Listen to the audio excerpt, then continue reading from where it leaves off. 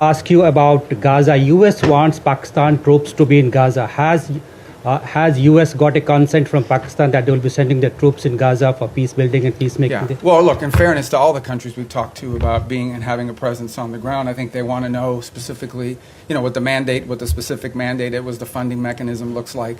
So we're very grateful to Pakistan for their offer to be a part of it, or at least their offer to consider being a part of it. I think we owe them a few more answers before we can ask anybody to firmly commit.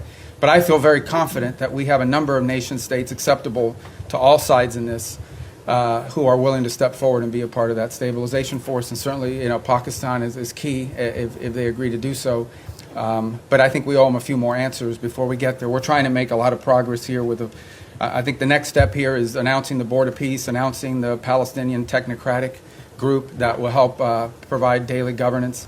And then once that's in place, I think that will allow us to firm up the stabilization force, including how it's going to be paid for, what the rules of engagement are, what their role will be in demilitarization, and so forth.